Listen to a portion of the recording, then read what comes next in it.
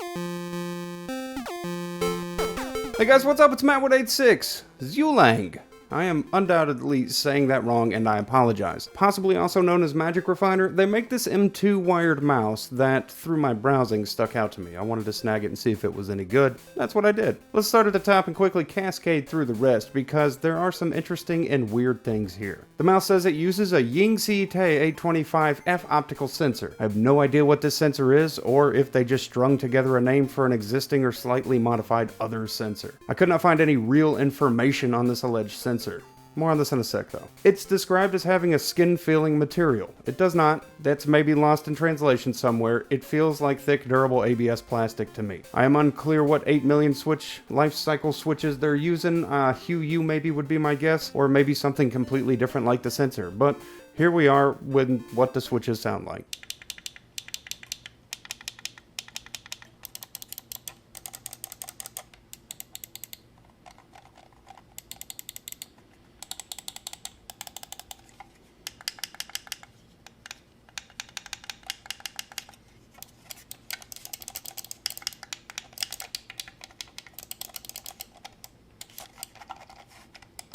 Okay, let's hit a new approach here. The mouse weighs in at about 90 grams and has a rather large design that oddly is very comfortable, but almost forces you to palm grip it. I don't know of a mouse where the left thumb buttons are so accurately where I want them to be, but on this mouse it definitely is. It's quite fantastically executed here. 2 additional paddle switches are on the left click. They're a little bit stiff, but most of the buttons and switches on this mouse are pretty stiff feeling already. I can see a lot of potential with these paddle switches on the left click though. The scroll wheel is far too inset on the mouse, and it's really extra stiff depression actuation, which makes it less useful than I'd want it to be. The design of the left-right click, they wing up right into the center, and they make side bumping the scroll wheel inconvenient and almost impossible. Behind the scroll wheel are the DPI and lighting switches. On the subject of DPI, the sensor I mentioned earlier boasts 12,800 DPI on the top end, which is massively huge and not going to be usable for a lot of people. The mouse is pre-programmed for combo clicks, so the thumb button and the DPI switches, when depressed together, cycle an unimpressive amount of light modes. They say 9, but I counted 14 modes. For solid colors, it seems to be reflective of the DPI setting, so to have a fading green,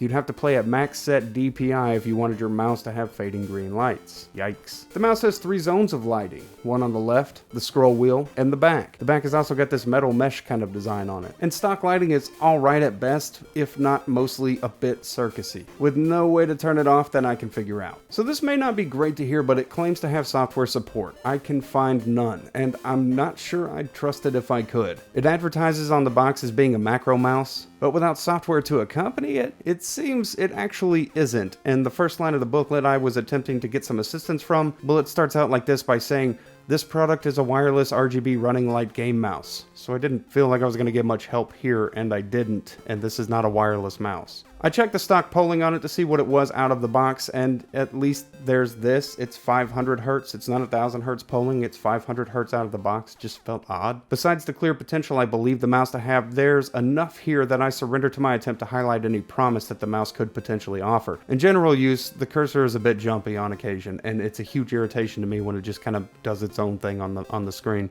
like it would for anybody, I imagine, with a mouse like that. I'll be optimistic though. Magic Refiner would be better served with a bit more refinement, and if they are a brand that cares, I'm sure they will. I would not use this mouse for gaming, largely because of poor tracking, and that's my finding from using it here. At least on mine, I have poor tracking, and perhaps it's defective. If it's not defective, I would urge you to be cautious in selecting this in the hopes that yours would be better. If you do select it, I hope your experience is better than mine. It just feels like an unpolished product, and it doesn't need to be super polished, but it needs to be at least polished enough to be functional. Anyways, I hope that was somewhat helpful and useful to some of you. You guys have a great day, night, whatever it is, and I'll see you in the next video that I do.